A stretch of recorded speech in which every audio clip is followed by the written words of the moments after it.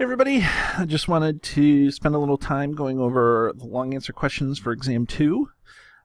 This is long answer question number 1, and this has to do with Le Chatelier's principle. So we are given this reaction where you have ammonium hydrogen sulfide reacts to form H2S gas and ammonia gas. Okay, so now it says the effect on the equilibrium. So we're trying to figure out what the effect on the equilibrium. Definitely a Le Chatelier's principle question, and we should note that we want to explain each of these, predict and explain. Okay, so we want to know what the effect of the partial pressure on NH3 is when solid NH4, so we're adding this thing. Okay, so for question A, we're adding a solid. Remember, solids don't affect the equilibrium position. So if solids don't affect the equilibrium position or the equilibrium concentrations, that means that there's not going to be any effect on NH3 gas. Okay, so this is shorthand, 3 dots in a triangle for therefore. Don't affect the therefore.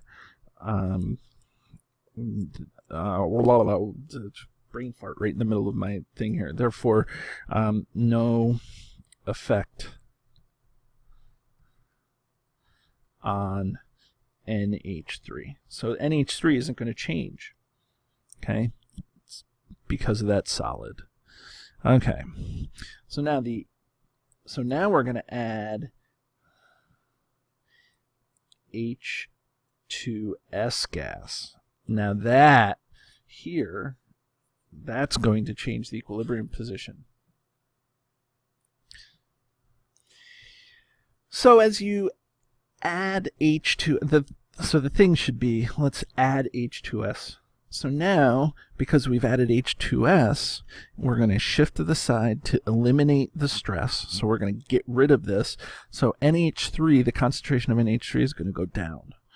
Okay, so in here, the addition of NH3 is going, or sorry, the addition of H2S gas is going to cause NH3 to decrease because the reaction shifts left. And if anybody put to the Beyonce on that thing, I'm going to be grumpy. Remember, that's just a thing we say in class, not anything real. Okay, so it shifts to the left to alleviate the stress on the system. Okay, and so now here's another question, and I thought that this was a really good question here. This one right here. Okay, not trying to be tricky. I know that it probably may seem that I'm trying to be tricky, but I'm not. Okay, it just says the effect of the mass of the solid when the temperature is increased. So let's spend a little bit of time looking at what we have. Now, the temperature here, that's a positive 93, so that means our enthalpy is on this side. So if our temperature is increasing, the reaction is going to shift to the right. So if it shifts to the right, so since it shifts to the right, we end up having that this amount is going to decrease. Now, on first inspection, you're like, well, NH4HS isn't going to change because it's a solid. If we do anything, if we add it, it's not going to change. But when we shift, we have to increase these two amounts, right?